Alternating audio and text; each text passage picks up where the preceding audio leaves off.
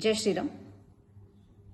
టాలీవుడ్ ఇండస్ట్రీకి సంబంధించి ఒక ప్రముఖమైన కొరియోగ్రాఫర్ షేక్ జానీ బాషా, జానీ మాస్టర్ అని పిలువబడే ఒక కొరియోగ్రాఫర్ సెక్షువల్లీ అసాల్ట్ చేస్తున్నాడు అని చెప్పి ఒక జూనియర్ కొరియోగ్రాఫర్ పోలీస్ స్టేషన్లో కంప్లైంట్ ఇచ్చినప్పటికీ ఇంతవరకు పోలీస్ యంత్రాంగం కానీ రాష్ట్ర ప్రభుత్వం కానీ దానిపై స్పందించకపోవడం చాలా దురదృష్టకరమైన విషయం.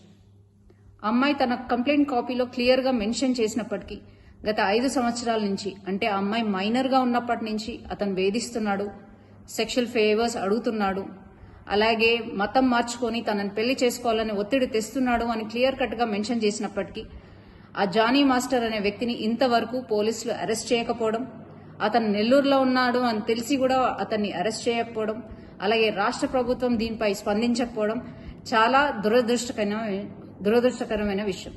ఇది క్లియర్ కట్గా లవ్ జిహాద్ కేసు.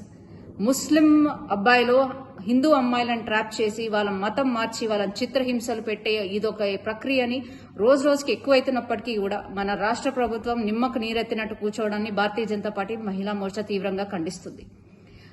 రోజు రోజుకి రాష్ట్రంలో అత్యాచారాలు అన్యాయాలు పెరుగుతున్నప్పటికీ మన సీఎం రేవంత్ రెడ్డి గారు, కేర్ ఆఫ్ హోమ్ మినిస్టర్ గారు నిర్లక్ష్య వైఖరిని మేము తీవ్రంగా ఖండిస్తున్నాం.